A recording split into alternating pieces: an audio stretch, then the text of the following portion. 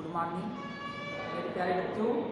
आज मैं आप सभी को पाठ 9 बल एवं घर्षण, जिसे अंग्रेजी में फोर्स एंड फ्रिक्शन कहते हैं, के वीडियो भाग 1 में आप सभी को सबसे पहले बल के बारे में पढ़ाएंगे।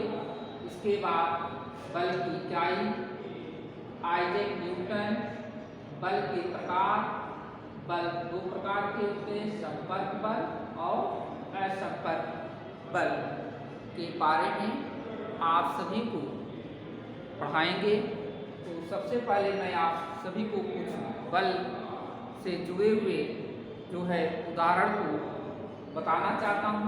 बच्चों, बल के द्वारा किसी भी वस्तु की स्थिति को हम बदल सकते हैं। जैसे गेंद है, गेंद को हम बल के द्वारा गतिमान कर सकते हैं और गतिमान गेंद को हम बल के द्वारा रोक सकते हैं। बच्चों, तो बल किसे कहते हैं, बल की इकाई क्या है, तो मैं आपको परिभाषित करके बता रहा हूँ। बल एक वस्तु को गति या मंद करने या रोकने या गतिमान वस्तु की दिशा बदलने का कार्य करती है। तो बच्चों, किसी वस्तु पर लगाया गया बल जो है बल ही कहलाता है।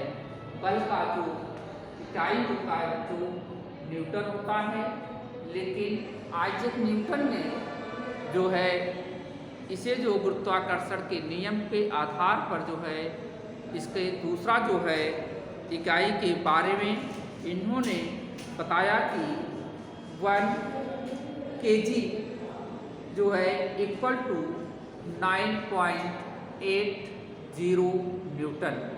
ठीक बच्चों, तो अब मैं जो है दूसरा एग्जाम्पल बताना चाहता हूँ। जैसे आप घरों पर इसका प्रैक्टिकल कर सकते हैं। अपने दीवार को, घर के बने हुए दीवार को ढकेलिए। क्या वह दीवार पर बल लगता है?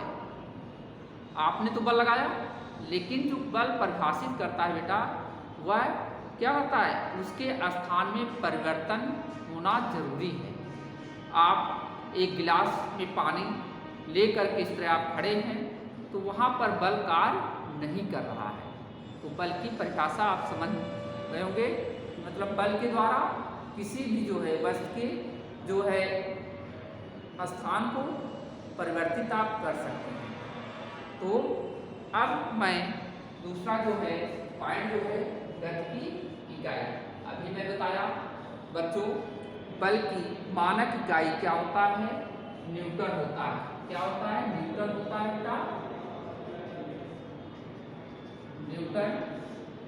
इसे अंग्रेजी के कैपिटल लेटर एन से प्रदर्शित करते हैं। ठीक बच्चों, अब आपका नेक्स्ट पॉइंट आता है आइजैक न्यूटन। बेटा, यह जो लिखा गया है आइजैक न्यूटन, यह एक जो है साइंटिस्ट का नाम है। एक अंग्रेज इंग्लैंड के रहने वाले थे।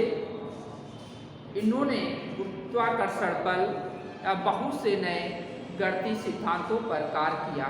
इनका जन्म 25 दिसंबर 1685, इनका जो है 25 दिसंबर 1642 में इंग्लैंड में हुआ था।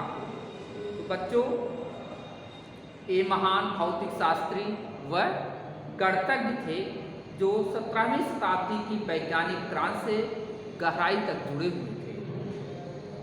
उन्होंने पता लगाया जो सूर्य के प्रकाश में वही रंग पाए जाते हैं जो इंद्रधनुष में आपको सातों रंग दिखाई देते हैं। तो इन्होंने सभी समयों का सर्वकालीन वैचारिक व्यक्ति माना गया है।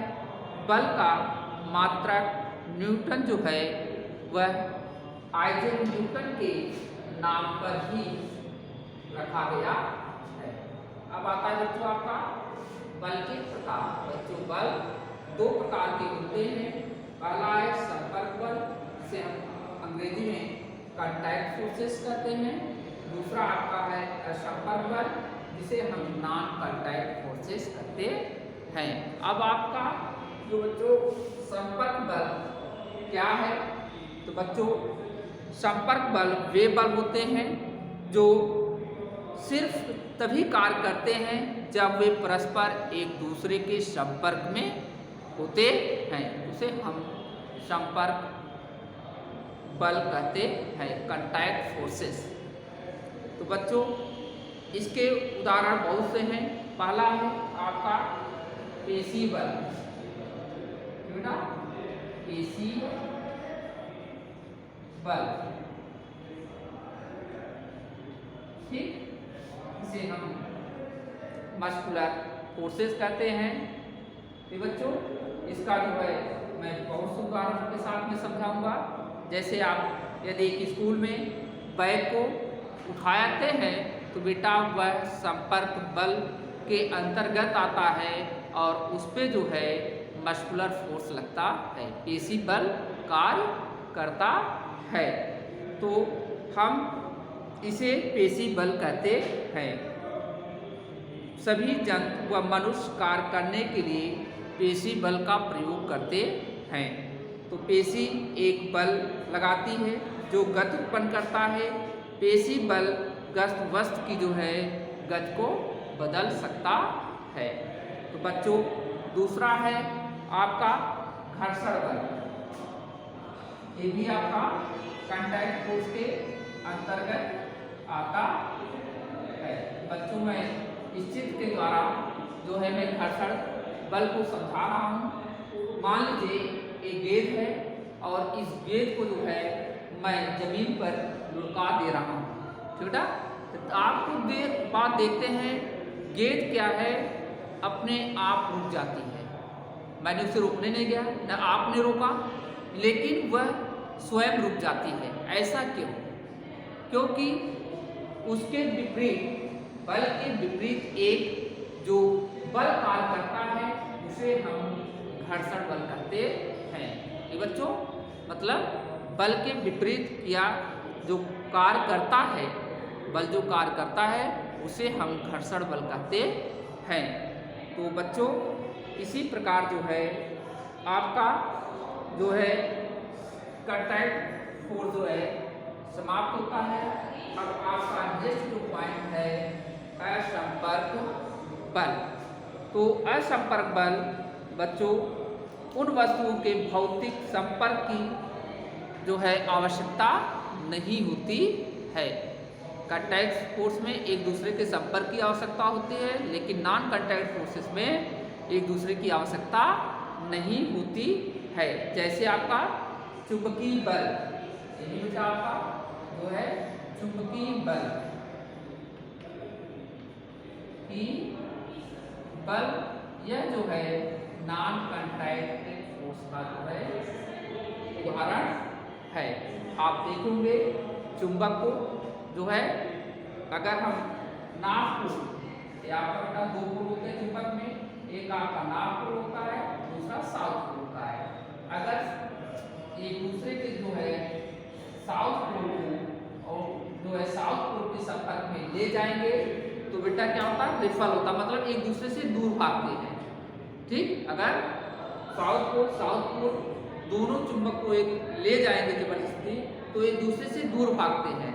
मतलब यहाँ पर आपका यह जो है नॉर्थ पोल को साउथ पोल से कांटेक्ट करेंगे तो वह एक दूसरे के संपर्क में आते हैं। तो अपोजिट जो पोल होते बेटा एक दूसरे के संपर्क में आते हैं, जो सेम पोल होते हैं एक दूसरे से दूर भागते हैं। तो आप जो है इस प्रकार के जो बल लगता है उसे हम चुंबकीय बल कहते हैं। इस चुंबकीय बल के द्वारा हम आयरन के जो कील होते हैं बेटा, उसे हम आकर्षित कर सकते हैं। तो बच्चों अब आता है दूसरा इसका उदाहरण विद्युत स्थैतिकी बल। पहला है, दूसरा विद्युत स्थैतिक बल। बच्चों विद्युत स्थैतिक बल, तो जो बल समान आवेशों के प्रतिकर्षण व असमान आवेशों को जो है आकर्षण करता है, उसे हम विद्युत स्थैतिक बल कहते हैं। आप इसका उदाहरण ले सकते हैं बच्चों, जो है एक प्लास्टिक की कंघी ले लीजिए और उसे सिल्क या अपने सूखे हुए बालों में रगड़िए। ठीक, अगर आप कंघी को जो है कागज के छोटे छोटे टुकड़ों के पास ले जाएंगे तो वह जो कंघी है बेटा, वह कागज के टुकड़ों को अपनी तरफ आकर्षित करता है। इस प्रकार जो कंघी में उत्पन्न बल है वह बेटा आपका जो है विद्युत स्थैतिकी बल कहलाता है। ठीक बच्चों, तो अब आपका तीसरा आता है गुरुत्वाकर्षण बल। तीसरा जो है गुरुत्वाकर्षण बल। बच्चों गुरुत्वाकर्षण बल आप देखे होंगे, यदि हम किसी वस्तु को अगर ऊपर की तरफ फेंकते हैं तो वह वस्तु जो है नीचे ही गिरती है। तो पृथ्वी बेटा एक गुरुत्व का कार्य करती है, वह सभी वस्तुओं को अपने तरफ खींचती है। तो ऊपर जो है इस प्रकार की वस्तुओं पर लगने वाले बल को जो है हम गुरुत्वाकर्षण बल कहते हैं। तो बेटा यह जो है गुरुत्वाकर्षण बल जो है ऊपर की ओर लगाते हैं, सूर्य व पृथ्वी परस्पर एक दूसरे को आकर्षित करते हैं। ऐसा ही बल चंद्रमा व पृथ्वी के बीच भी कार्य करता है। तो बच्चों, तो अब मैं आपको नेक्स्ट वीडियो में जो है बल के प्रभाव, इफेक्ट ऑफ फोर्सेस के बारे में पढ़ाएंगे। आज के लिए बस इतना ही। Thank you.